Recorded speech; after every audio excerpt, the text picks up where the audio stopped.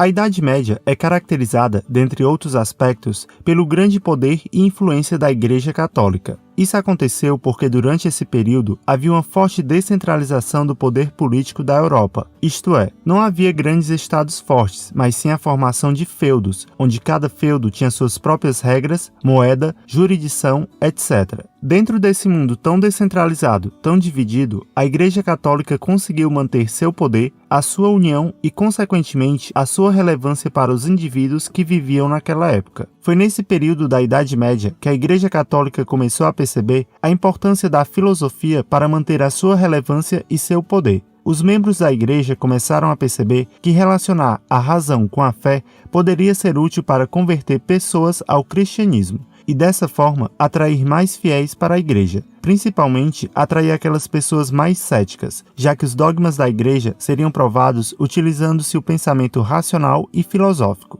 Foi então que se iniciou a filosofia medieval, sob forte influência da Igreja Católica. A sua primeira fase foi denominada de patrística, tendo como principal representante o Santo Agostinho, também conhecido como Agostinho de Hipona, que foi quem deu início a esse processo de tentar conciliar a razão e a fé.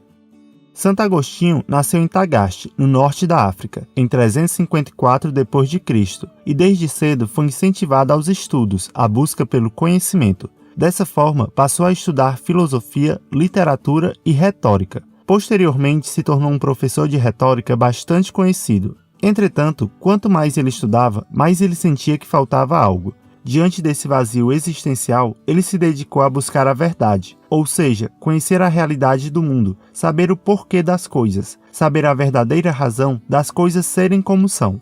Nessa busca, Agostinho acabou aderindo ao maniqueísmo, uma filosofia religiosa que pregava que o mundo havia se originado e se movimentava através da luta de duas forças, o bem e o mal.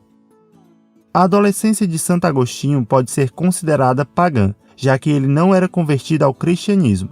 Ele julgava o cristianismo como uma doutrina incompleta e que a Bíblia era muito simplória. Mas após conhecer Santo Ambrósio, já depois dos 30 anos, Santo Agostinho se converte ao cristianismo, pois foi convencido de que somente através do cristianismo é que se encontra a verdade.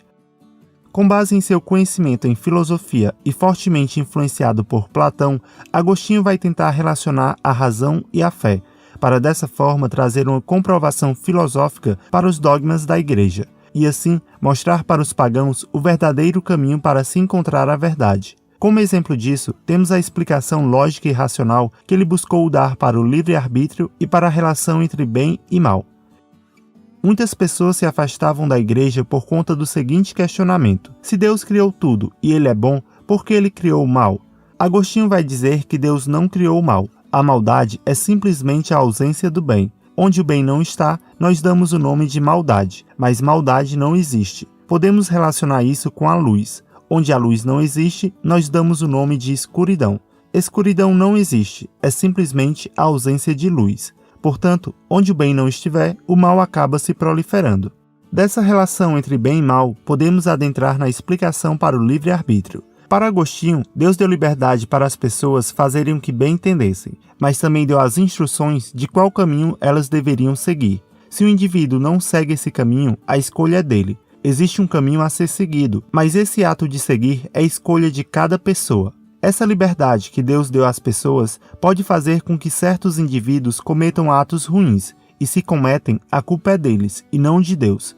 O livre-arbítrio, de certa forma, tira a responsabilidade de Deus, da Igreja e da religião sobre os atos ruins cometidos pelas pessoas. Mas onde está a influência de Platão na filosofia de Agostinho? Platão buscava entender a origem do conhecimento, como o ser humano enxerga o mundo, como ele conhece a realidade. Platão dizia que existia dois mundos, o mundo sensível e o mundo inteligível. O mundo sensível era aquele baseado nas sensações do indivíduo e que não se baseia na razão. O mundo inteligível era aquele que oferecia o conhecimento com base na razão.